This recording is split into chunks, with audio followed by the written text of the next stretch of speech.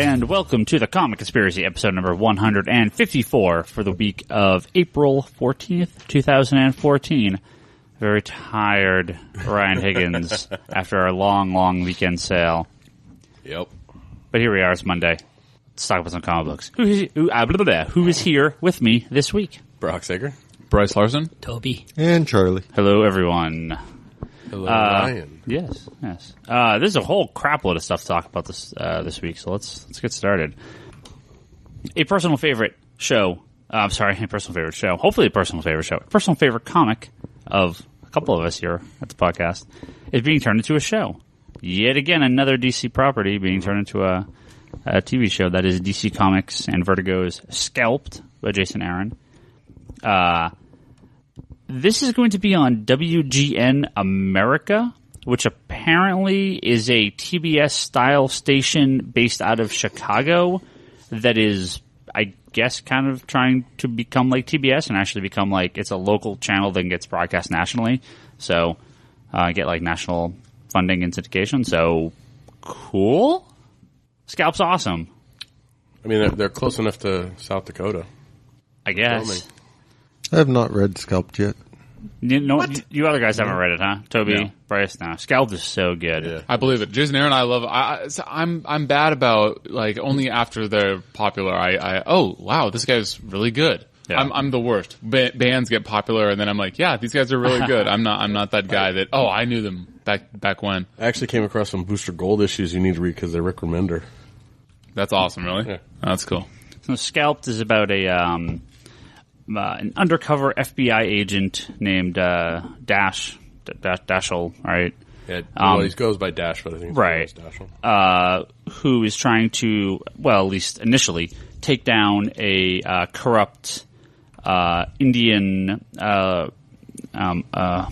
What's the word I'm looking for? He's not. I don't think he's actually the chief, but he's the head of an Indian. He's one of the heads of the Indian reservation who owns who runs a casino. But he's super corrupt, and the main character kills and does drugs and is a horrible person, and he's the good guy of the series. So It's a very, very violent graphic comic. very dark, And it's awesome. yeah, but it is so good. It's one of my favorite Vertigo books from the last decade or so. Really excited to see that. And I think again we have Flash, Constantine, iZombie, Preacher. Those are all in Gotham. Pretty much confirmed. There's actually the link at the end of this Hollywood Reporter article where I'm reading this. It lists Our Man, and I forgot about that. They mentioned it, Yeah, but nothing's been moving on that. And then there's a League of Extraordinary Gentlemen show on Fox. Do you know anything about this? no, I hadn't heard that one. I knew about the Hour Man mentioned, but Yeah. And so, like, Wonder Woman is completely scrapped from what I understand. Booster Gold is, I guess, who knows? yeah. You would know more if that Which was anything sci-fi. happening with that. Right. So this comes back from July of last year. League of Extraordinary Gentlemen gets a pilot order for Fox. So that may have already been scrapped, or maybe they didn't do it, because that's going on a year old at this point. So Yes, they realize they have a Gotham show to produce, so yeah.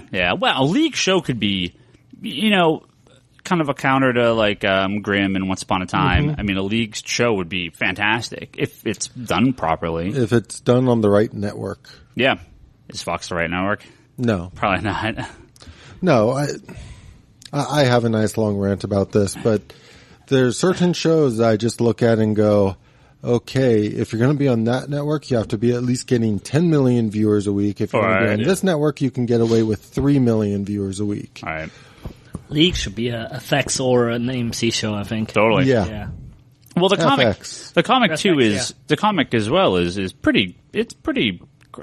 Graphic's not quite the right word for it, but it's a In your little face? risque. It's some bad stuff happens, and there's a lot of sex and violence in that comic. Yeah, So which is why I think FX would actually be a good home for it. yeah. Definitely not Stars. Yeah. Comic resources. Bryce, you had something? No, I was just gonna say somebody intelligent in Hollywood going through the list of Vertigo titles and just doing it, going off the checklist. Well- That's awesome. That sounds good to me. All of this is just, we need to find the next show we can turn into Walking Dead success. And Right, Yeah. right. I think we're going to see a lot of shows in the next few years. Vertigo's the easiest thing to mine for. Exactly. Why the Last Man would make a next good Walking Dead, I think. Miniseries? Dude, Yeah. how amazing would that be? That would be pretty awesome. I'd be down with any of those. Yeah. I think HBO should do why. I was going to say, for like why I could see HBO or Showtime doing 100 that, Bullets right? should be the Wire follow-up, even though it's like 20 years later. So there was a comic that was supposed to come out in 2009 called Multiversity. This was a 8-issue I believe miniseries. we've even talked about it on here before. Oh, we have many times. Yeah. An 8-issue miniseries from DC that spun out of Final Crisis, the Grant Morrison mega event that he wrote. This is supposed to be kind of a follow-up where it follows 8 one-shot. Okay, I say 8. This doesn't say 8 issues here, but I'm pretty sure it's 8 issues. I'm sorry, it says 7 issues. It says 7 complete adventures, so apparently it's a 7-issue series of different one-shots of the different DC multiverse. The one that I think most people were looking forward to was there was going to be a Charlton universe done in the style of Watchmen, which is the Watchmen characters based on the Charlton characters. So it was going to be Grant Morrison doing his best Alan Moore impression, doing a Watchmen story with the Question and Blue Beetle and Nightshade and these characters that were originally supposed to be what Alan Moore used for Watchmen until he had to change it. So some very meta comic writing there. But for like the 8th time, so I have no hope that this is actually coming out. You're obsessed with the number 8 right now. Well, I swear to God, every couple months there's like an announcement. Oh, it's going to be 2010. Oh, it's going to be end of 2010. Oh, Morrison says, oh, it's going to be, we're finishing up the issue. It's going to be the start of 2011. And then like February rolls around and he's like, yeah, we're going to have it out by summer. It's like every couple months this rumor comes up. So the new rumor is that it is coming out August 2014. Actually have a date and for the first issue. Like an official month and everything.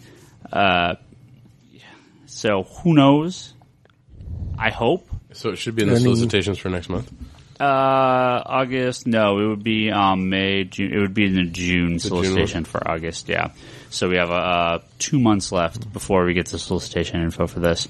I, as you all know, love Grant Morrison, and I've been waiting for this series for so long. I'm so excited for it. I don't believe it's going to come out. I'm just not even going to pretend it's coming out. The first one will come out, and then like 6 months later, the next one will come out. Exactly.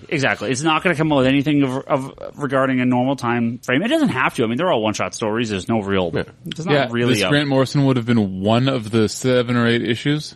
No, he's writing all of them. Oh, But it's just rotating creative teams. oh, got it. So Chris Sprouse, Carl Story, Ben Oliver, Frank Quitely, Cameron Stewart, and more. Basically, a lot of people Grant Morrison have worked with in the past. Mm-hmm. And being all just kind of one shots, it's there's not a lot you need to worry about. I'm super excited for this. So let's see. According to Grant Morrison, prepare to beat the Vampire Justice League of Earth 43, the Justice Riders of Earth 18, Super Demon, Doc Fate, and the Super Sons of Superman and Batman, which are great characters. I love that he's bringing those back.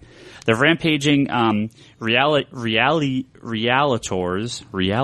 of Earth 8, the Atomic Knights of Justice, Dino Cop, Sister Miracle, Lady Quark, and the Legion of Sylvanas, the Nazi New Reichman of Earth 10, and the latest greatest superhero of Earth Prime, you, the reader. So I'm very curious about this.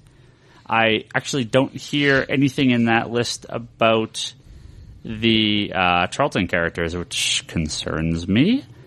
But maybe he's just going to have that be its own issue. Okay, Well, real talk, we'll see. Ryan. You're most excited about Dino Cop anyway. I'm excited about all these. And look, even Grant Morrison's excited about Earth 8. It's 8 years in the making. Justice Riders of Earth 18. The rampaging realitors of Earth 8. So, everything's 8. 8's the new 23. Okay, so I'm super If you excited. flip it on its side, it's an infinity symbol. Exactly. It'll be about as on time as Inhuman. Oh, Infinity Slam. So yeah, there you Yes, but That was a good Infinity Slam. Inhuman actually came out. go. Exactly. Yeah, we'll see Thank you, what Charles. number 2 ships. Yeah, we'll see what number 2 ships. Yeah, before any of your little dream books with Morrison. Probably. Inhuman number 2 has shipped. Hasn't it? No. No, not yet. Inhuman, no. One and just came out. Humanity No, number 1. the second art card shipped. Yeah. 2 card cards. So, Morrison Comics, always good times. that haven't come out. Yeah, And yeah. probably will never come out. Exactly. Good story. Exactly. Good story. Yeah. Next story. Yeah. Let's move on. A Happy Grant was Morrison, awesome. a Grant Morrison comic not coming out is bigger news than anything else in comics for me. Yeah, so. when you're running the podcast. Exactly. Yeah. And Toby's like rolling his eyes, staring at his phone, shaking his head.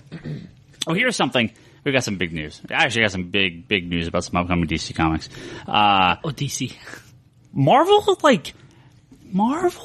been kind of weird post this Marvel Now stuff because they pushed a lot of new stuff forward in a very short amount of time. There's been like no announcements of new titles. There's been no real big creative shifts. I mean, Original Sin's the only thing coming out new because they've pushed so many number ones in the last few months. I think they're like, all right, breathe, we're done. Oh. Yeah, how can they top Dupe? I mean, once you put out a Dupe comic, then everything Are you just kidding? seems pale. I got to read number one. I didn't get a chance. We sold out. I got to get more. Oh, I did. I ordered more.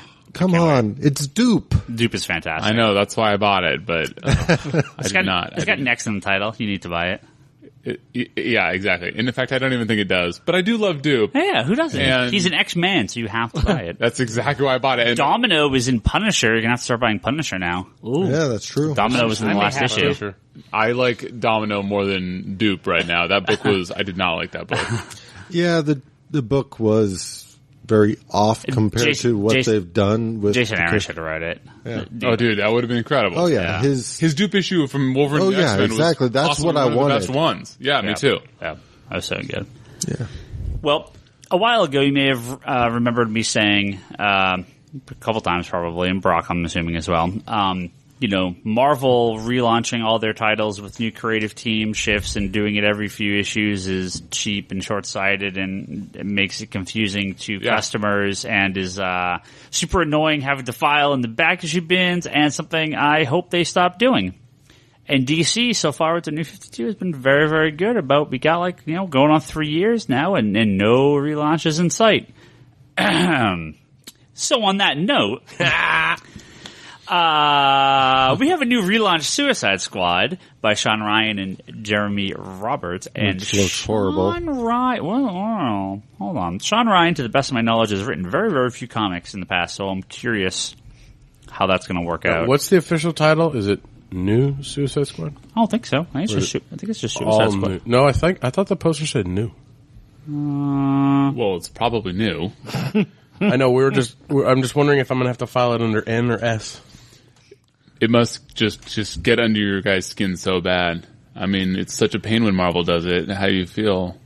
It's a pain when everyone does it. No, I am disappointed that DC is jumping into this short-sighted, because if you look at any of the Marvel Now relaunch books, you get a bump for issue number 1, but there's no sustainability to it. The sales plummet. We are 3 months in a row, and we talked about this last week, of only one book breaking 100,000 copies, that being Batman. So we're seeing more kind of actual sales, I think, at this point than these big inflated sales of previous, with the new number ones, because Marvel launched so many of them at the same time. The retailers are cutting number 2s to the bone. Now, I've actually done decently with the last wave. the second wave of all new Marvel Now stuff. Silver Surfer we sold out of, Moon Knight we sold out of, both 1 and 2, and I ordered more than I thought we'd sell, but I said, it's more than Ellis. He's got fans. We did really well on that. We sold out of Dupe. We sold out of She-Hulk. Most of the She-Hulks. I've got some of those back in. We sold out of Ghost Rider, but my orders on that were really low, so I wasn't too surprised. Black Widow kind of peaked around issue 5, so it's kind of slowed down a bit. We'll see if that continues on, or if that starts to slow down. Punisher's still doing okay. Punisher's okay, but Punisher was kind of in that first batch as well. So, again, these numbers are decent, but nothing's blowing their roof off the barn. Yeah. I mean, there's an article on Bleeding Cool about this all new DC Now comics, and there's an interview with Bob Wayne and John Cunningham from DC from a handful of months ago. about this sort of, hey, why don't you just relaunch? And he says, do you think retailers or perhaps readers need the signal of event or relaunch to hold a renewed interest, if only once or twice a year? And the answer was, no, we don't. Otherwise, all the work we've done for the last 2 years to prepare for the New 52 initiative would feel as though it wasted our time, and we don't feel that at all. So, obviously, DC, for at least one issue, will have really good sales on Suicide Squad, because I'll be curious if DC just says, fuck it, let's have 12 variants. It works for Marvel. Well, why not? Well, I'll be curious if they pull the trigger and just do it. I mean, the thing is I had complained at the cancellation of Suicide Squad, and then they, dropped Suicide Squad off of Arrow, and I'm like, well, why are you canceling this series? And then now it's like, well, they're relaunching it, so because there is buzz around Suicide Squad, or with the Arrow show, so maybe they're trying to utilize that kind of boost. But again, we've talked about getting people from different mediums to come over and buy comic books, and I don't think it's necessarily going to work. Yeah, maybe. That cover's not going to work. It's good art. The art looks fine. The content looks horrible. But there's no content. There's one cover. It's one cover of Harley, Amanda Waller, and who is the other person with leashes around their neck being... So, hold on. So the new Suicide Squad is Harley Quinn, Amanda Waller, Deadshot, Black Adam, Deathstroke, and Joker's daughter. That sounds like an awesome fucking lineup. Black Manta. Or Black Manta, I'm sorry. That sounds like an awesome Black lineup. Adam? The team's going to kick some Black ass. Manta. That cover with Black Manta, Joker's daughter, and... who's the other one? Are like holding leashes on Amanda Waller, Harley. It just doesn't work for me. I think it looks awesome. That does seem like more like a number 2 issue covered, actually. Maybe. It could be they're completely taking over the team. They haven't really got into too many big plot points. Well, we don't know what happens after Forever Evil. Right. Well, didn't they say something in the article about how Black Manta is controlling Harley Quinn? And what? Didn't they say in that article about how Black Manta, maybe I'm just... had been controlling maybe Harley this Quinn? is just a dream I had. No, it's possible. Because this is a larger article at IGN. I don't think they talk... Yeah, it's a pretty short article. They don't seem to talk too much about the actual plot of it. Yeah, this is just kind of like how did they end up on the team. I'm putting my official request to have Adam Glass back on. Yeah, we'll see how it is. Also, new Teen Titans #1. Not my all new Teen Titans #1 as I assumed, but where I got most of it right. I thought they were going to go full on, new Teen Titans George Perez style. We got a partial. We have Red Robin in the team, Bunker and Wonder Girl still remain in the team, but Raven and Beast Boy are back on the team, and Beast Boy back to being green. So I was really expecting them to move Cyborg over. Post Forever Evil, but I guess he still has a part to play in Justice League. He's still in the issues. I was convinced they were going to do it, and I'm still convinced that we're going to get a Donna Troy arc out of this. That they're going to wait for Donna Troy, or they're going to use this book to bring Donna Troy back, because we've gotten spoiler now in Batman and Dick Grayson. What's his face? Wally West is going to be in the Flash annual very soon. So Donna's the last big one left. So, and it's Kenneth Rockfort. He's awesome. So hopefully he's been on some kind of mediocre books for DC, at least on the writing end. And Will Pfeiffer's a good writer. So I get some high hopes for this. The last series really kind of petered out pretty fast. Anyone? Titans? Anyone care? I'll read it. Meh. You think that Titans having a Donna Troy arc is going to be a big reveal? I agree with you. I think that they'll do that too. Yeah, I don't think it's going to be it'll be popular. Whether it's a big reveal, I don't know. But that should be an arc, like the first arc in there, because that'd be the end. That'd be the last one they needed. Now the big one, which actually literally got announced minutes before we started recording this podcast, so very, very new. Haven't had a lot of time to sink this in. We all knew Nightwing is being canceled, issue number 30. Well, we have, starting in July, let me see, it is officially called Grayson, after Dick Grayson's last name, written by Tim Seeley, who just does Revival, and they don't list an artist here, I don't see. It's actually also co-written by Tom King, a former CIA counterterrorism operations officer. So that's interesting. And this is about Dick Grayson being an undercover spy the cover is him jumping around with guns and everything for a group. I can't remember the name of the group here. It says in here somewhere. Spiral. It's that kind of spy organization from Grant Morrison's Batman Incorporated arc. So Dick Grayson, and this answers the question of why in this most recent issue of Batgirl, the Batgirl was talking about Dick like he was dead or something like that, just because no one knows that he's doing this. Hey, they pulled a Winter Soldier. Kind of. So, yeah. So Dick Grayson's going to be some undercover spy going around, kicking some ass. Different take on the character, for sure. Why wouldn't they just call it Nightwing so that it sells more? Have him just be Dick Grayson and be an undercover spy like it's an arc? Because why wasn't this issue number 31, you mean? Yes, thank you. Marvel. Oh, yeah, that's right. It's Marvel's fault. Marvel sells those number ones. DC's got to have some number ones, new volumes. People only like number ones. Pretty soon we're going to have nothing but new number ones every single month for every single title, because apparently that's the only thing companies think people will want. And you know what's funny? 1.1, 1.2, 1.3. I've got something to say about this real quick, and then we'll go back and talk about this Grayson book for a second. But as you know, I'm a big fan of the Fat Man on Batman podcast, Kevin Smith one. Excellent that he podcast. does. And he just did an episode with Joe Quesada about how Joe Quesada wants to be at DC. He was at DC. All he wanted to do was Batman. They basically kind of kicked him off his titles, and he went over with Marvel. And now look what has happened due to, him and Kevin Smith really are responsible for the start of everything that's happened post, with all the Marvel movies. Like the Ultimate Universe. And everything. Yeah, this all really, that's when it started, when they took over for Daredevil. That completely changed Marvel. For about a half an hour, he actually had some, I think it was from about the hour 20 to hour 50 mark or so. He had some very interesting comments about comics in the 80s and 90s, but they're also completely compatible with comics of today, being event-driven, written by editors, hiring in-house, not hiring externally, dealing with variant covers, goosing numbers by putting all these variants, not screwing over retailers, but not delivering quality product, and really kind of focusing on the collectability aspect and the aspects of comics that we all hate, basically.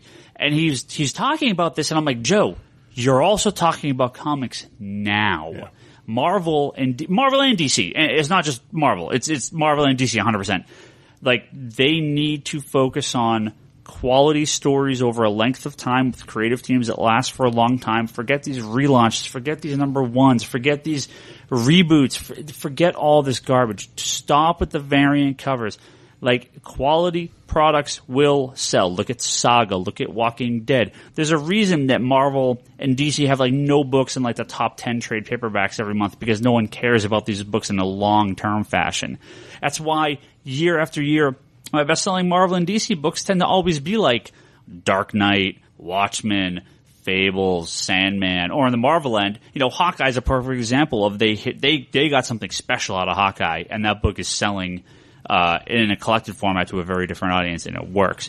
Something like Civil War, okay, an event book, but it also resonated very well. But none of the event books from recent years sell on the level Civil War does. So they need to get their head out of the sales charts and just produce quality work and forget about what it sells. They will sell over time. If it catches on, it'll catch on. Okay, so they have the money for it.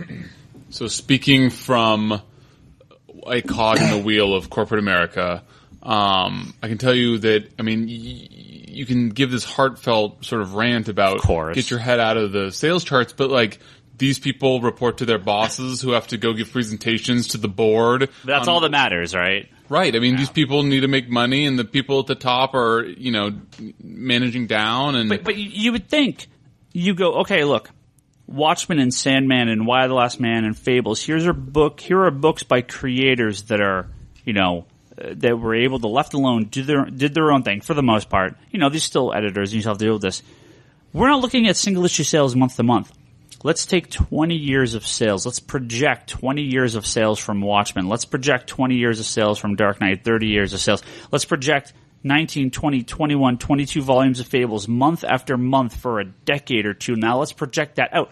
You can't think on the monthly sales chart for comic books. That's not how they work. If that's how they worked, no one would care about Action Comics #1 because no one would care what happened a month ago, let alone 75 years ago. The short-sightedness of the companies trying to produce, I mean, maybe they're trying to produce good books. It's just not happening. I don't know, but it feels like the effort is in the promotion of the little variants and the spectacle over pushing a quality product over a long period of time. Look at the changeover between Superior Spider-Man to Amazing Spider-Man. It's like we're back to a #1. We're back to a bunch of variant covers. I mean, you guys enjoy Superior Spider-Man as it is, but it was an event. I mean, I'm sad to see it go, but I knew it was going to end. I'm not saying you can't do things like variants, but that shouldn't be what kind of comes off to be sort of the sole focus. I'm okay with Amazing Spider-Man #1 having 20 variants. Silver Surfer #1 having 20 variants feels stupid. Yeah. Black Widow having 20 variants feels stupid. And not that they have 20. I'm exaggerating. But Superior built to ASM, so you have that drive there. Whereas there's really no build to Silver Surfer because it's coming out of... There hasn't been a Silver Surfer book in decades. Right. But the new Surfer book is awesome. Yeah, but it's just the wanting to goose the numbers for the sales charts. But again, Bryce, your point is... I've been in the meetings where the boss is like, well, could we get an extra 10% if we did #1 instead of number 13? Right. And they've been like, yep, probably. And it's more than 10%. It's like 50 or 60%. Right, and the guy that, is actually making the decisions is the guy that doesn't care about comics. He cares about, getting another yacht, or that's an exaggeration, but like, he cares about, he's a salesman, he's in accelerators, he's making... Padding his wallet. He's patting his wallet, and he's the one that makes the decisions. And so he says, if we do variants, will we sell, 50% more of these books? And they say, yes. And he said, well, then do it. But and they have to. And so that's why it's nice for them to, and for you to say, like, yeah, it's slow and steady. It wins the race. But these guys don't give an F about that. Right. They need the spikes. That's how the sales teams work. The problem I have looking at it that way is doing the continuous sort of, okay, we're doing another #1 now, another #1 now, another #1 now. Each spike, I have a feeling if you look at the numbers, is going to be smaller than the last spike. Right. And not only that, the drops it lower than where it left off. No, you're right, but it doesn't matter. I mean, I'm just saying that you do it once, it gets big attention, it gets people to check out the books. You do it twice, you're going to get some attention, but by the third or fourth time, you can't pull the same shit over and over and over in any medium, comic books, movies, TV, anything. You need to deliver something that will get people to come back and not just go back to the same old tricks. Just look at Marvel, 10, 15, 20 years ago, you got Ultimate Spider-Man, you got same creative team for 100-something issue, rock solid all the way through. Maybe towards the end it's started wavering, but you're still talking about quite a few years where it's a solid book, right? You're talking about Punisher when Garth Ennis was writing it, solid book. Yeah. I mean, years and years and years and years in, it was Garth Ennis writing it, solid book, right? So it's kind of what you're missing now. You got Mark Waid had a really good run on Daredevil. Well, still does. Yeah, and Hawkeye has a really good run right now, but there's no these flagship titles anymore, I think. Well, I think a large part of that just is because we're in a transition time right now. They ended so many long runs that you don't really have those, like, think about it. In the last 2 years, we've gotten the end of Johns' run on Green Lantern. We've gotten the end of Brubaker's run on Cap. We've gotten the Bendis on Avengers. Bendis on Avengers. Like, we have ended so many long runs that you don't have something like that to point to right now. And yes, it feels weird, especially because when you look at it with how quickly the books are coming out, when the Wolverine and the X-Men book just finished, it had a good amount of issues. Yeah. But it felt like it was a blink of an eye to me because of how quickly that book came out and stuff. It doesn't necessarily feel like a long run, even though if you look at the number of issues, it was. 75, yeah. Well, then Well, it wasn't 75. No. It was like 40. 40. Yeah, Oh, 50, okay. 42. Yeah, something Yeah. like that. Also, I mean, I can't wait to read that, by the way. Omnibus, omnibus, omnibus. to add to your point, Charlie, you have these long runs that have ended. Well, how do you follow those runs with teams that are going to keep titles going? You've seen the decrease in Green Lantern since John's left. 10 issues in, you're down to from double-digit subscribers to almost. I mean, we're down 60% at this point. Yeah, from So where we were it's John's. and it's like, well, should you relaunch Green Lantern at that point? Not necessarily, because the long number, the numbering kind of keeps people there. Whereas you have Cap ends on with Brubaker, and then let's redo it as a number one, and the numbers just tank. I think the creative teams will be, at the end of the day, what really make a book succeed or fail. The renumbering and the variants and all this stuff is just, it's distractions on the side. And I wish they would put more effort into getting stable creative teams stable. I think if you can have a book and 20, 30, 40 issues, we're going to have stable numbers. I think that's why books like X Factor stuck around despite being a critical success, but not a commercial success. Yeah. All-Star Western, Jonah Hex, right? Pre-New 52. Yeah. Again, never a great seller, but it was very stable. Yeah. There's a lot to just be said about that. And comics have so much instability. You'd think they would like these stable books. You clearly want to, when you have something good. But I think if you look at Marvel and DC right now, Marvel definitely has some of the bigger name writers. DC has a few, but I find that we haven't had a real breakout. I'd say maybe Tom Taylor on Earth 2 was kind of the only new guy that's coming that really people were like, whoa. Since the launch of New 52 with, you had what's his face, Jeff Lemire, and obviously Scott Snyder. Those were newer talents, fairly newer talents that really became big really fast. DC hasn't had another one that really has taken, and even Tom Taylor hasn't left just the one book he's doing. So we haven't had another name that's really kind of popped up. Marvel, again, these guys have been working for a while, and they bring these guys in from time to time. But again, it's been a while since there's been like the new hot writer, and or artist for that matter. How quickly do you think? Because to me, a large part of what made Johns' run on Green Lantern work so well, or Brubaker's run on Cap, or is this sort of sense of they were left alone to tell the story that they wanted to tell. They didn't really get, at least from a reading perspective, I did not feel like they got messed with editorial at all. Just like I don't feel that like Snyder gets messed with editorial at all because of the success of what he's writing. I'm curious how quickly that becomes apparent to people, because it kind of feels like maybe you do need to constantly relaunch till you get that right person in there, but it does feel like they're doing, like, Suicide Squad's a perfect example of the writer on it and stuff got me invested, and the second it got me invested, they announced, we're changing creative teams in 2 issues, and it just felt like with that, they never gave any of the teams an actual chance. Well, like Suicide Squad had difficulties because it crossed over with Death of the Family. It had so many tie-ins at some point. A lot of the New 52 books that started to cross over with Batman books, you read those trades and they feel, it's jarring. Yeah, like you're like, what the heck is, there's no natural flow into the story. Yeah. There's no, there's not like that last page kind of thing that brings you in on everyone. There's a few of them that have it, but. No, I'm really, really curious what makes certain creative teams sort of immune to, during Cap's run, sales. But how sales and vision. I think there's an editor sitting there going, "Let me deal with this. I got it. It's doing good. This is gonna sell. This is gonna work." Imagine if 8 issues in the Cap's first Brubaker's first Cap run, they were like, "Yeah, no, let's just change. You're gonna have some big events. Oh, we're not gonna deal with this and move it all around." One of the things that amazes me is because if you look at what Marvel was doing when Brubaker started writing Cap, there were all sorts of Avengers events going on, and like there was a Cap issue for House of M, but I don't think that really interrupted anything. No, I mean, he was.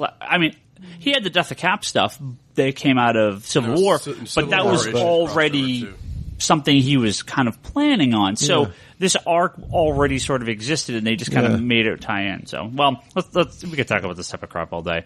Yeah, we could. Toby is our resident Nightwing fan. Yes. We're all Nightwing fans except for Brock for some reason. But as our big resident Nightwing fan, At least he's not dead. no. So- Is this just seem like an okay 12-issue story arc, Sure. and then back Sure, to why not? the blue and blue. I mean, and who black? knows? Maybe he does something really cool there, you know. Again, maybe he's creating the outsiders in the dark, and you'll never know. So, why not? I'm for it. As long as there's Geoforce, I'm happy. No, he's not on there. No, son of It's a- not my version of outsiders. Well, then you at least have 2 to 3 of the original. No, I mean, why not? Why not? I Yeah. mean, do something new. I mean, they could have left it as is, but I'll read 12 issues of this. They could have just called it Nightwing and kept going, but I'll read 12 issues of this. We'll see. The Nightwing. They could call No, it. that exists too. That's that one dude, the wannabe. Well, there's Night, N-I-T-E, Yeah. wing. Yeah.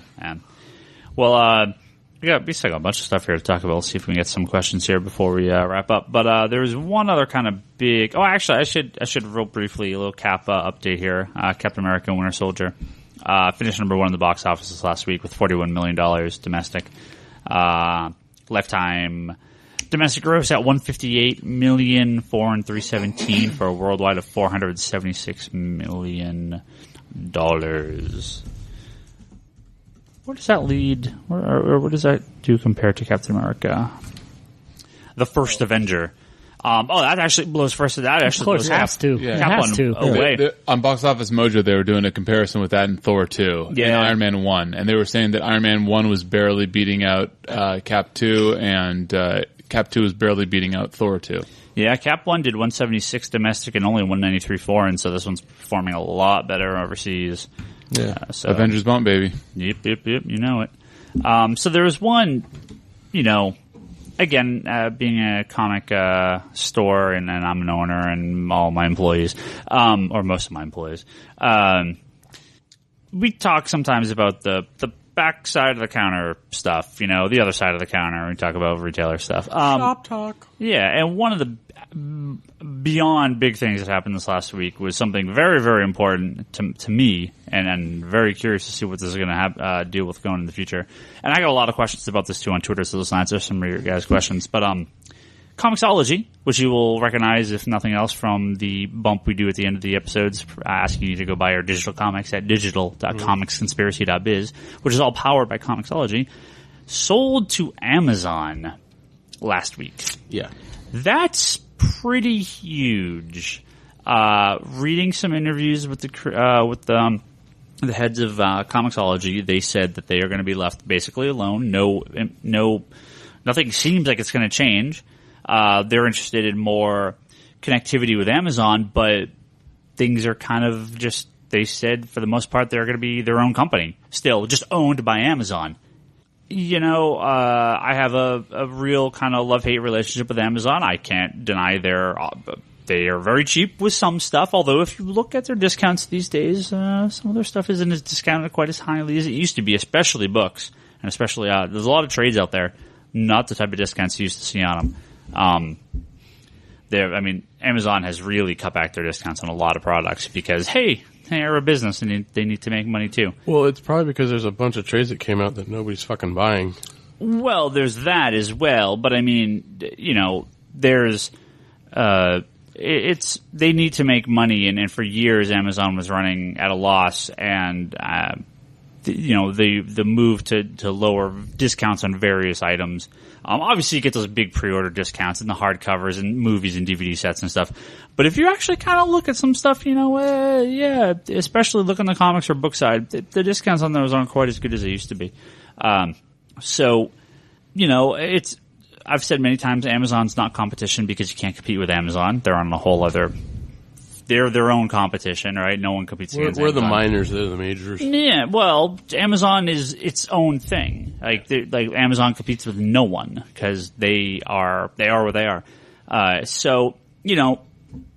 Comixology selling, we get a nice cut from Comixology when you buy books. I mean, technically, Comixology is as much competition to us as Amazon is. Digital comics, our competition for physical comics. I don't think they're the biggest of competition, but they're, some people have definitely left physical for digital. Some people have read digitally and bought physical, so I think it's kind of a wash.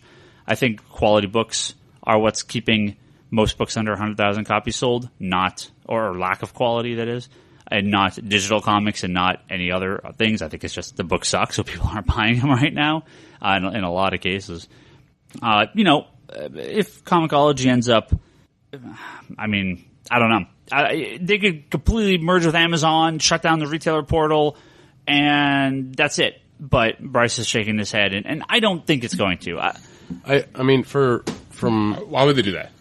They could, so we don't get their cut. I think what would be a better transition for Amazon is to. But on the other hand, Comixology could have done that on their own too. Oh, yeah. Right. Yeah. I mean, I expect there to be some sort of better integration with Kindle and possibly the purchasing of single issue comics powered by Comixology through Amazon's traditional website. So I'm actually curious to see if they do that, because Amazon also owns Audible. Right. But they have a crap, because I only know this because of my Doctor Who podcast, but when we're doing the episodes that are lost and I need to go buy the soundtracks, I have to go buy them from Audible because I couldn't buy them through Amazon. They don't list them unless I'm buying a imported CD or whatnot. I literally have to go to Audible and purchase it there. You know what else is owned by Amazon? Kickstarter. And when you get to Kickstarter, there actually is an option to purchase. You're basically paying through your Amazon account. Oh, don't get me wrong. I still log in with my Amazon information into Audible. Right, but right. It's the same sort of thing. But you can't search for Audible content on Amazon. Right. So, yeah, I mean, they could transfer. Kindle could transfer their Kindle graphic novels over to Comixology. Well, and they're all use Comixology kind of as the comic books hub, and Kindle is the book hub. It's possible. It's possible. I mean, I don't see why they don't just double dip and put everything on both. And Comixology is there, and Amazon's there for the book, for the trade paperbacks, and they're also there for Comixology because why not? I mean, the only thing I could see happening is that the owners of Comixology now got some fucking massive payout, and Amazon is looking 10, 20 years in the future. And now Amazon's getting their pay, right? And everything else kind of remains the same. It's very possible. I mean, who knows? But I think it starts by June. Amazon officially takes over. I mean, obviously we'll know more by then. I have reached out to my friends at Comixology and have not heard back yet. I'm assuming there's a lot of work that they're in the middle of and probably a lot they can't say, but I'm hoping we hear something soon. But if you want them to keep supporting the retailers, then tweet.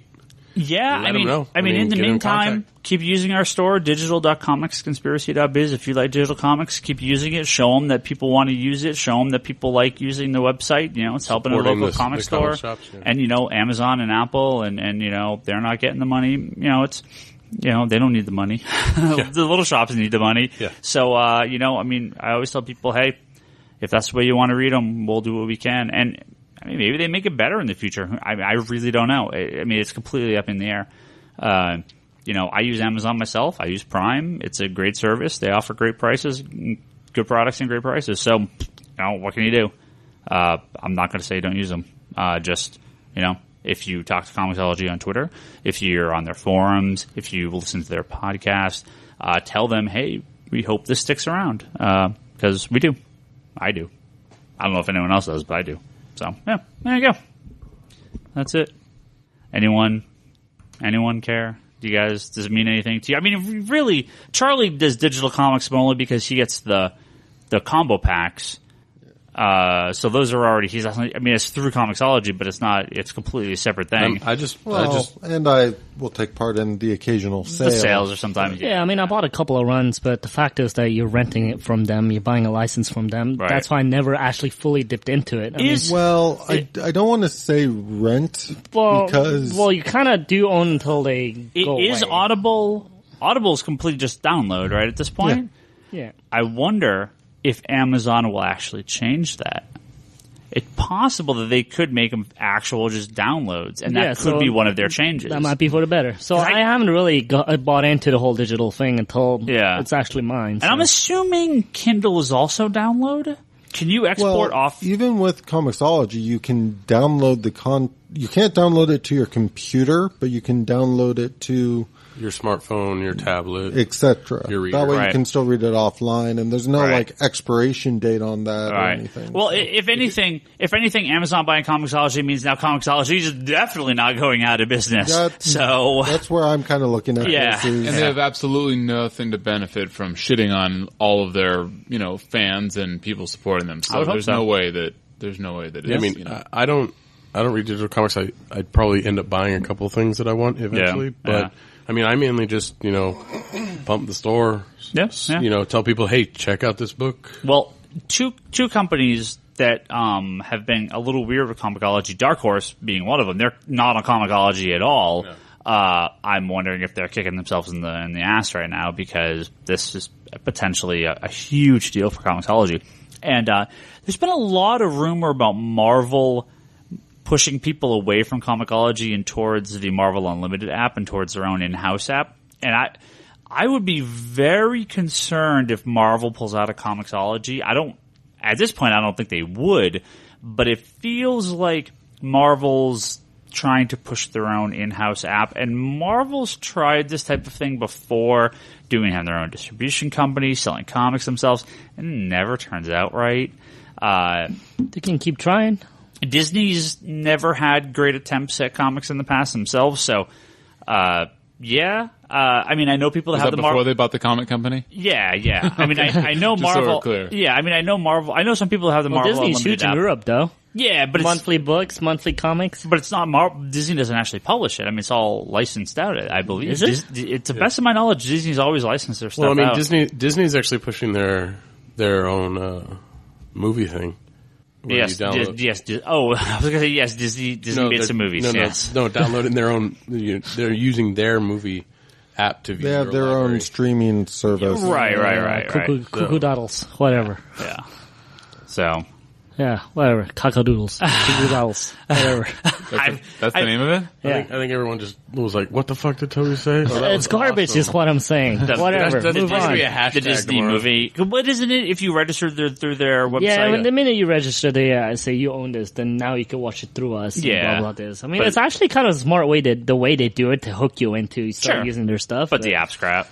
I don't care. Yeah. Yeah, I mean,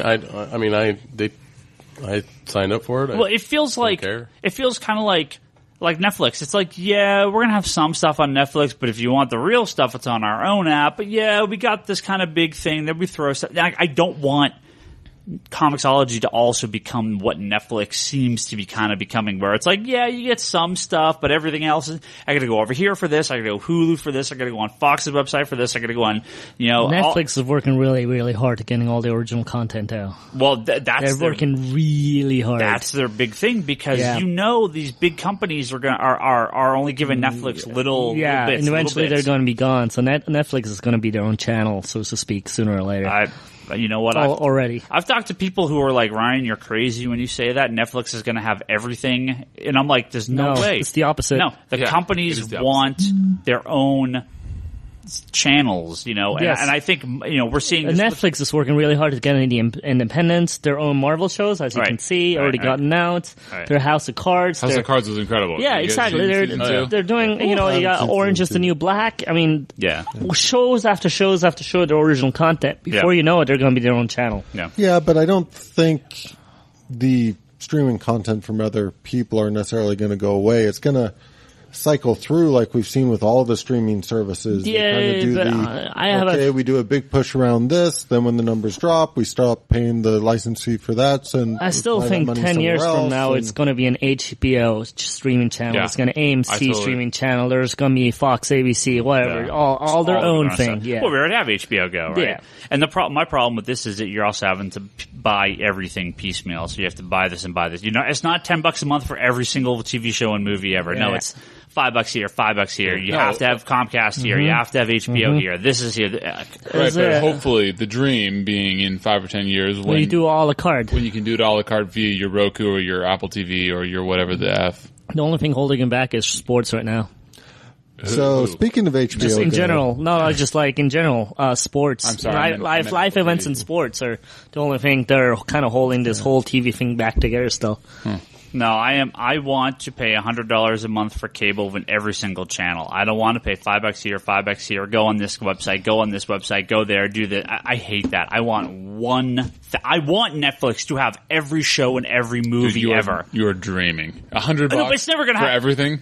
No, but I'm saying like the way cable is right now. That is what I want, and that is why I have cable. I don't want to pay $5, $10 for an AMC channel and HBO So you Go. have everything with cable now? Well, I have every cable channel. I mean, except for sports stuff, because that's obviously every cable thing he cares about. Cockadoodles forever. No. Sports is different. I mean, I have Comcast's Max, traditional like pay cable. Except sports are different packages. Right. But it's just that's what I want. I want one ring to rule them all. One box that has every channel for a price. I don't want to pay $5 here, $5 here, $5 here, $5 here.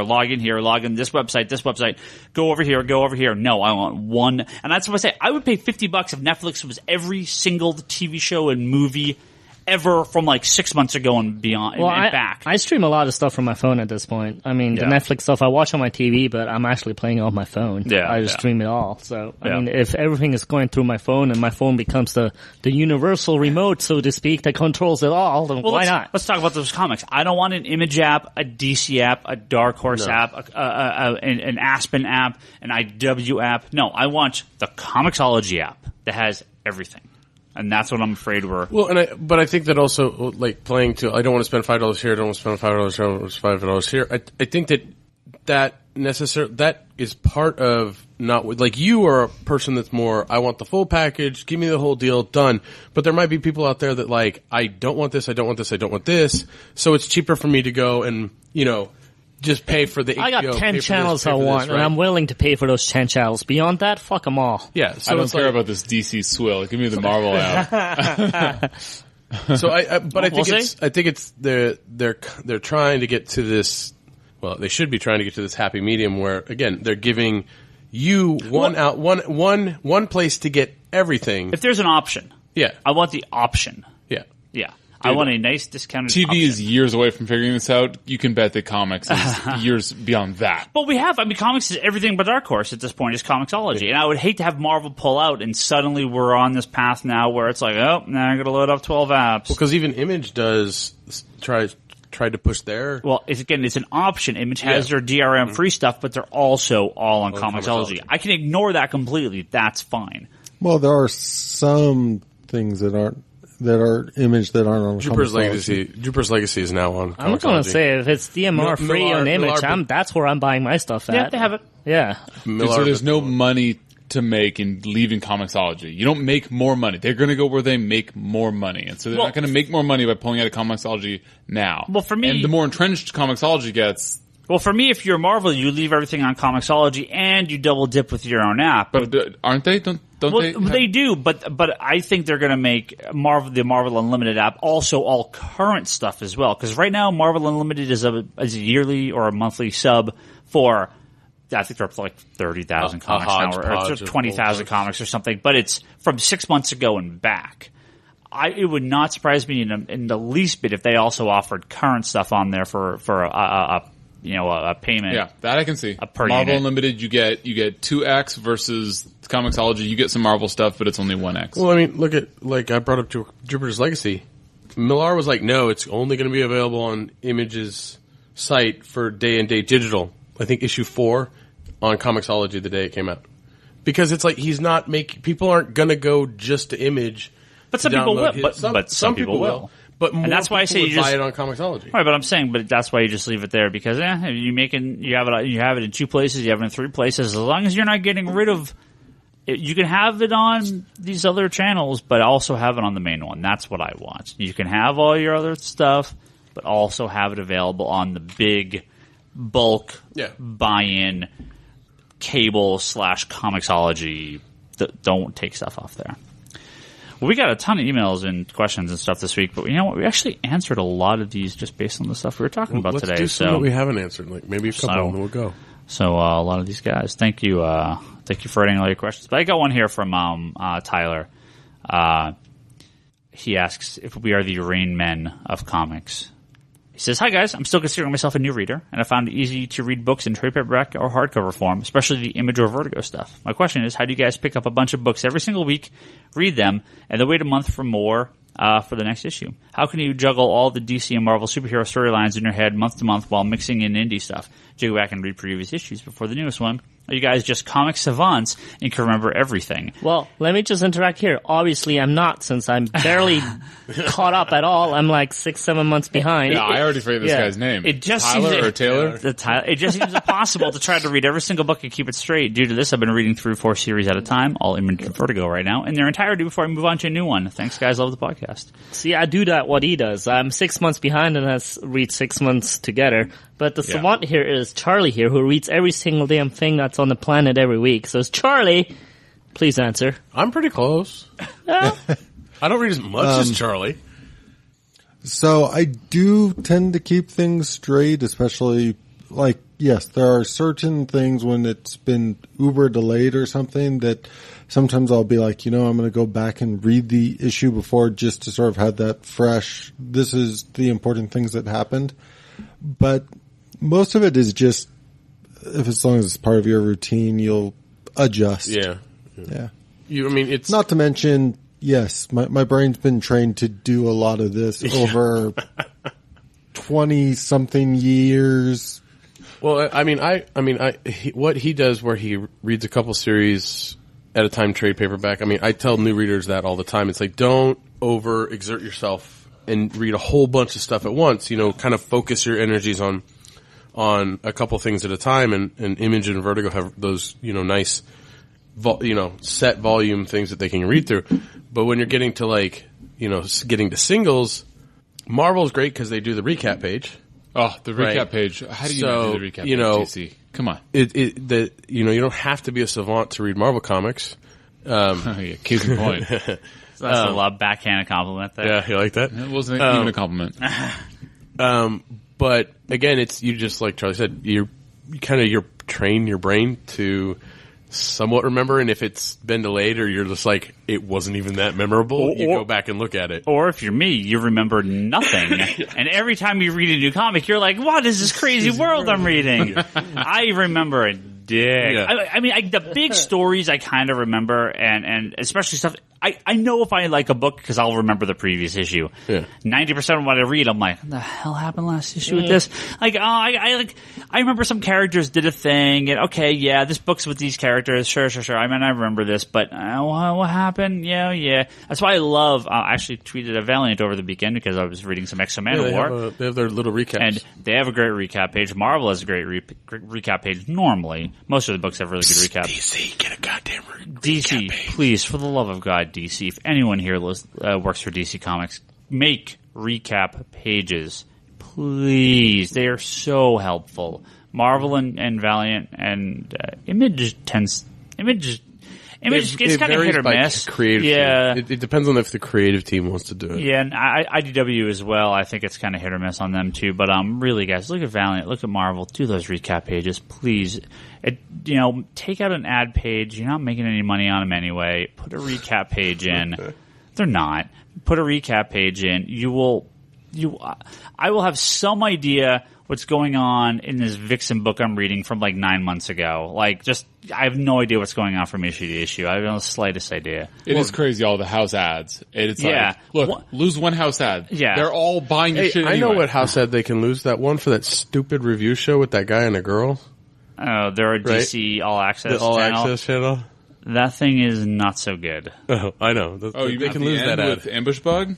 No, they could ditch that too. For the love of God, Channel 52 crap. That's terrible. Oh, it is terrible. You have the first 2 pages be that. One page is a DC. Hey guys, here's what's going on with DC this month and kind of cool and fun, or this week or whatever. And the second page is the recap, and then you go with the book from there. Please, please. Well, because reading Batman Eternal this last week, you're like, oh, amazing, amazing. And then you get this splash page of something that just fucking happened. It's a splash page that you just and saw. you're like, yeah, you just took Actually- an entirely cool scene that I just watched in Batman Eternal, or read in Batman Eternal, and made it shit. So I understood the purpose of the back to pages with the Channel 52 is supposed to sort of get you. They're terrible. No, they are terrible. But I might appreciate if they put those at the beginning of the book to just go over what happened in the current story arc. Right, exactly. No, but they're not. They're I know. DC wide. I know. I'm but just if they made them saying, specific- It's the same do thing every a book, like yeah. Channel 52. Well, have- for, But that would be so much more like man hours of work to Have do. one page be the Channel 52, here's a tease, and the second page be the recap page for the current issue. Split the difference. They could do it like a TV show, like everything that, like, they do the first one is the recap, right?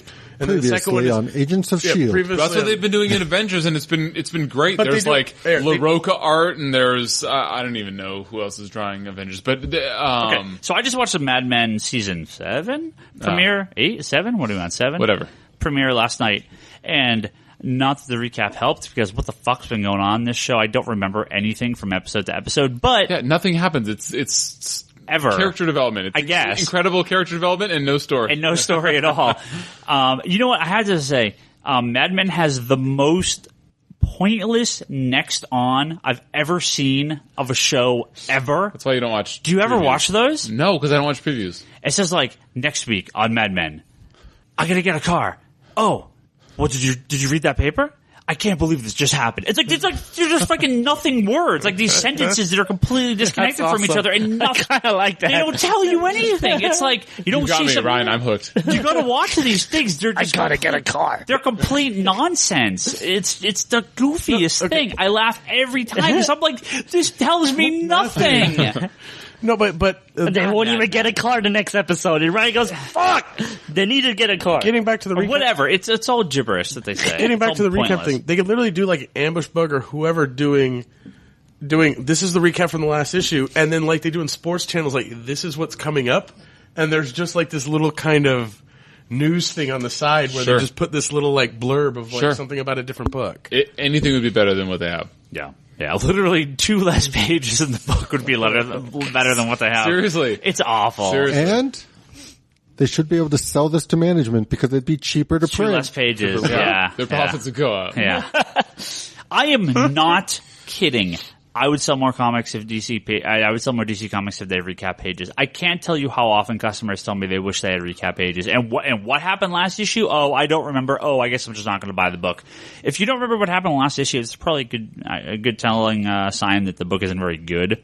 So if the recap page is there, spruce up your imagination a little bit. Oh yeah, hey, I remember. Well, because the covers don't help half the fucking time. Oh, they don't No. help ever. To answer his question for me, Taylor's question for me is that it's partly compartmentalization, and yes, it is sort of, if the story's good, then you'll remember it. So for example, Thor, it's not double shipping, it's actually, I think, monthly shipping as far as I understand, and, I remember most of it because it's a great story, and the recap page helps, brush me up in that last 10% that, I may have forgotten otherwise. Otherwise, I mean, what am I not, like Hawkeye? Oh my God, kill me now. What is going on in Hawkeye? I have no idea because it's... Well, that's because every single issue is focusing on a different character at this point. yeah. If So the they're- if recap will they're be, shipping- hey, if you want to know about this other character, read last issue. Yeah. I mean, there's no recap for you. I love the recap on issue 17, which shipped before 16, where it was the recap of the issue that hadn't come out yet. That was thoroughly confusing. Oh, God. No, that didn't really happen. But Oh. so anyway, yeah, part of it is compartmentalization. Part of it is what Ryan said that I just don't remember. And as I'm reading, it's just, all catching up, and I keep getting it because either in my case it's X-Men, or in most of our cases it's a good book. Speaking of Hawkeye, though, I actually like Hawkeye.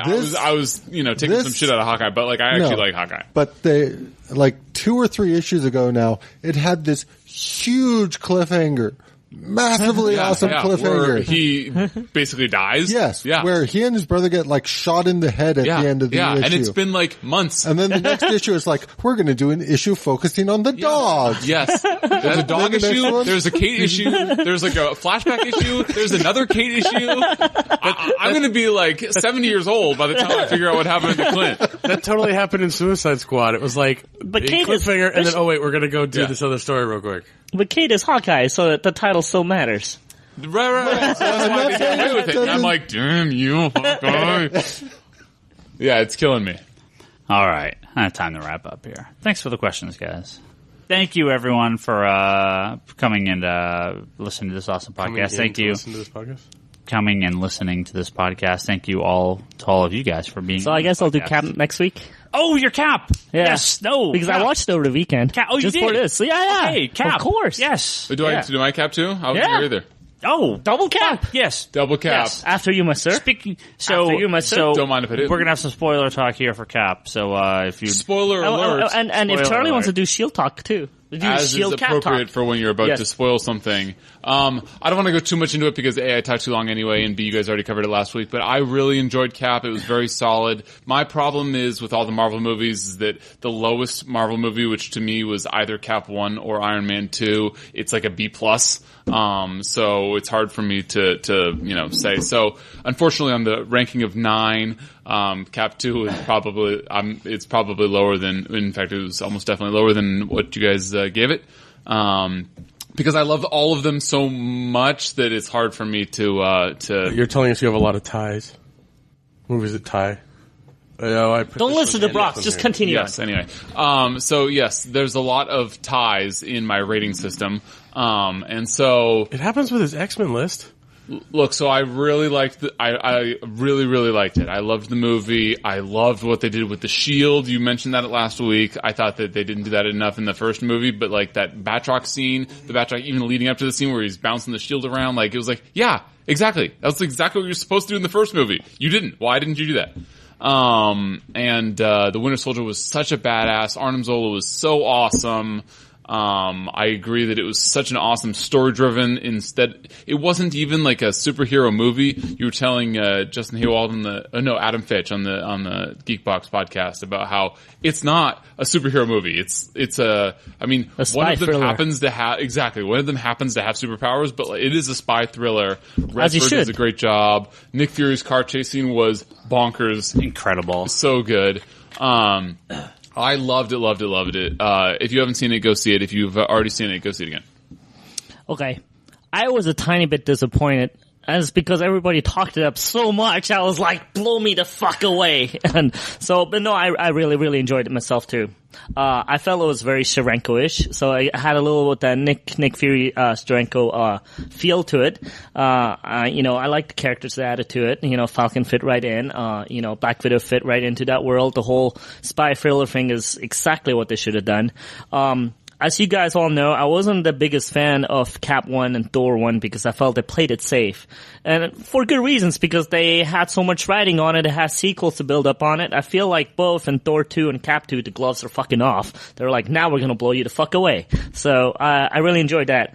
I was a tiny bit disappointed when that lady turned out to be, Black Widow at the end, the SHIELD agent, the old lady. I kinda was hoping it'd be a SHIELD agent. I'm like, that would not be far-fetched for a middle-aged lady just kicked the shit out of That someone. was an incredible scene. And yeah, when she took off her mask, Yeah, I was like, I would have bought it if that was just her. Yeah, I was exactly. like, she's Yeah, that the was- old that school was SEAL cool, agent. but I would have bought it. Yeah. if it was, the Golden Girl doing some kung fu shit, I would that was have been totally would have been behind even that. more awesome. But Yeah.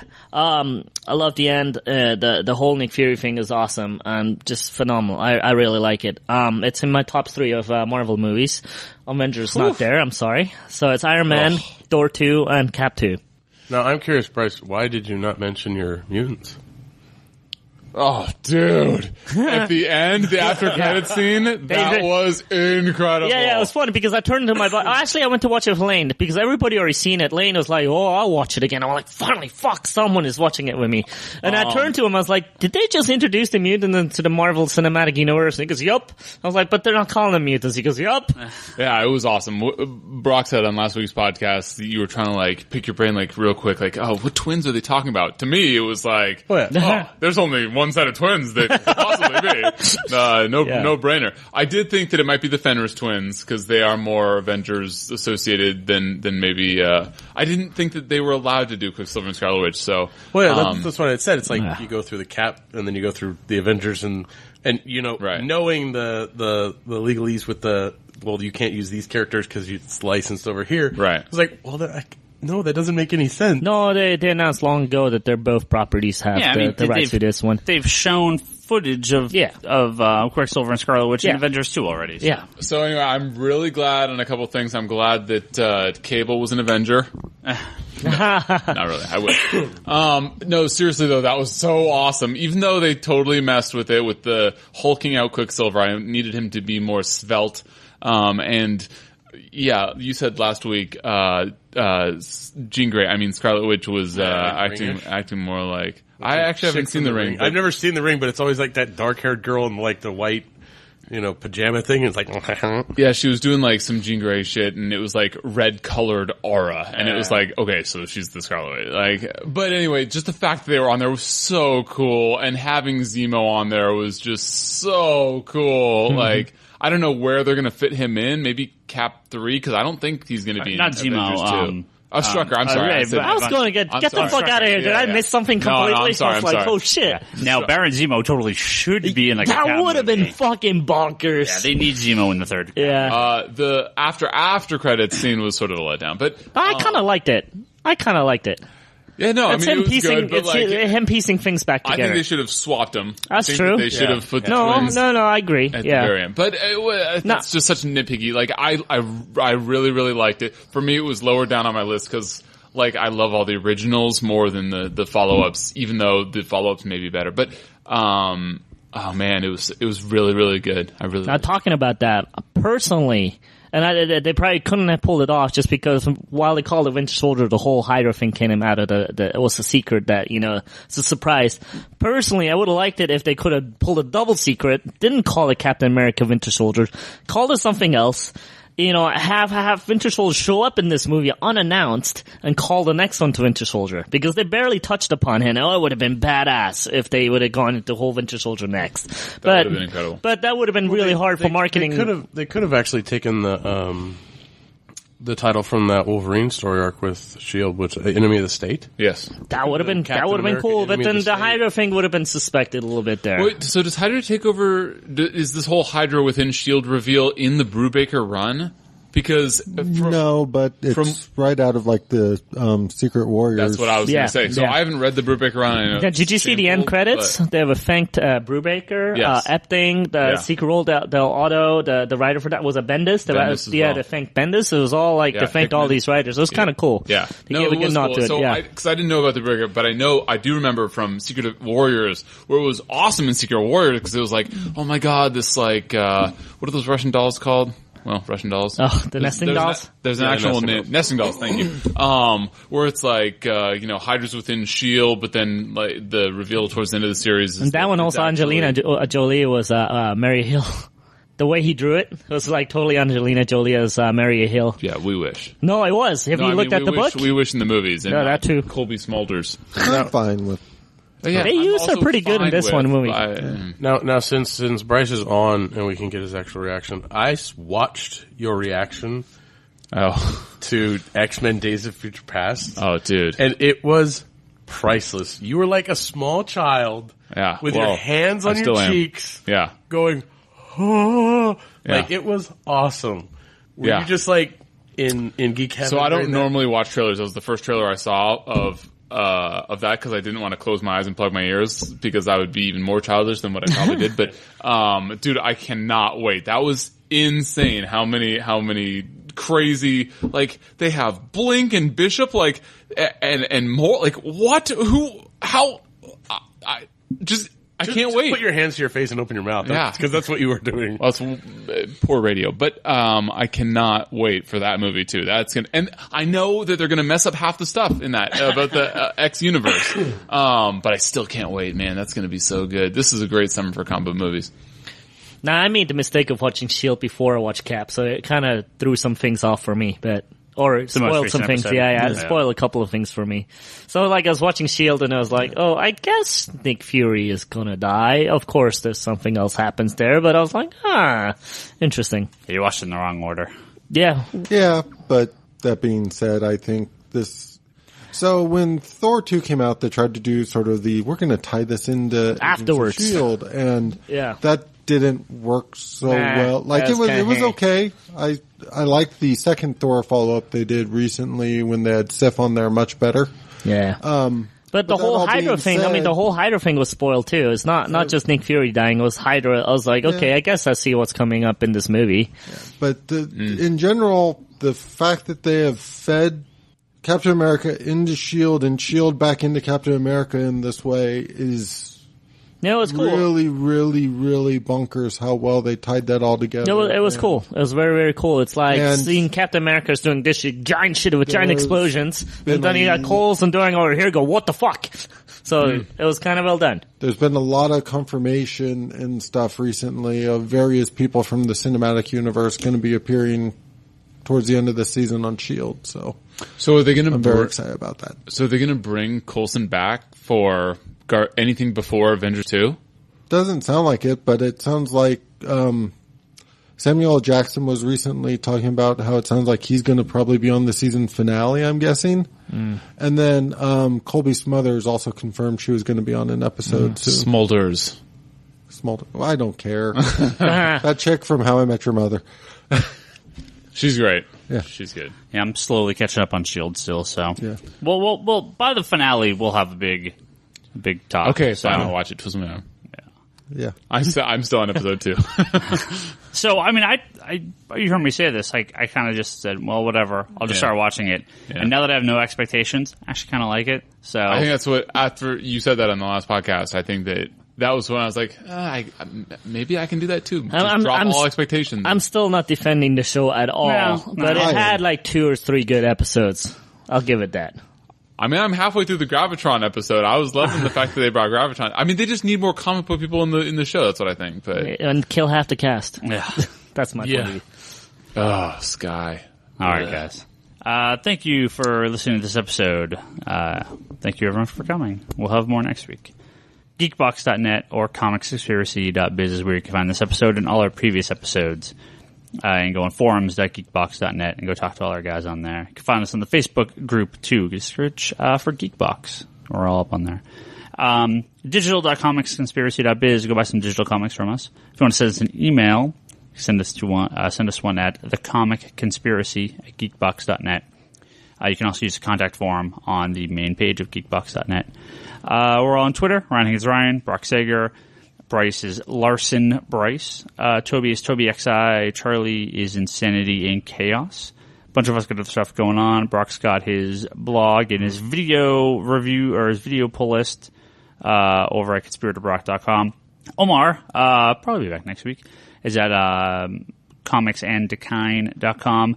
Charlie's got the Infinite Longbox podcast and the Wanderers in the Fourth Dimension podcast, is Doctor Who podcast in chronological order from episode number 1. How far are you guys into it now? Well, we just... You turned your mic off. Yes, I did. Let's try that again. There you go. Okay.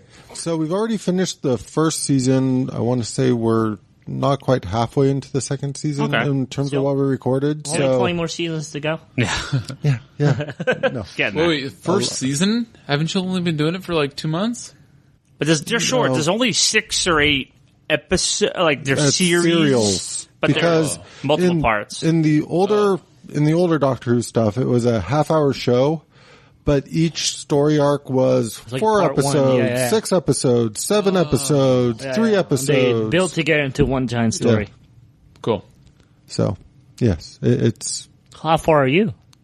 Dude, my old lady, we had to take a break. We burned out. I was telling Higgins the other day, we had to take a break on all the Star Trek. We're still loving it, but it was, we flew too close to the sun. How far did you make it? It was the last time I told you guys. We were Matt Smith and that Scottish hottie. Wait, you made it all the way through Matt Smith? Yeah. So we're a couple episodes into Matt Smith. Wow, okay, you made it quite a bit. Yeah. So, cool. Where's my DVDs? Yeah, I borrowed Higgins' DVDs and Blu-rays, and I still have them after months. And every so often, my wife will get mad at me, like, "God damn it, these are cluttering up the living room. Take them back to Ryan. He's probably missing them." Ryan's mad at me. My wife is mad at me. It's a nice hole in my DVD collection. I'm like, what goes? Oh yeah, my Dr. Yeah, I like the stuff. My son is chewing on the Ryan that I Blu-rays. haven't seen in like 2-3 years. Yeah. Hey, I gave you back that Blu-ray. You said What? you didn't want it anymore. Well, yeah, I told you that ahead of time. Yeah. Anyway, What about the other stuff I loaned you? What else did you loan me? I don't remember anymore. Yeah, It's see? been so I long. don't think you loaned me anything. All right. so until next week, I can't wait to listen to some more of Charlie's podcast, wanderinforD.com. Yes, wander4d.com. There you go. You got it right. You got it right. He was got going it to right. correct you. Yeah, you were ready to correct me. Well, I'm so used to correcting Ryan. I know, that's why I said it. All right, guys. Thanks very much. We'll catch everyone next week.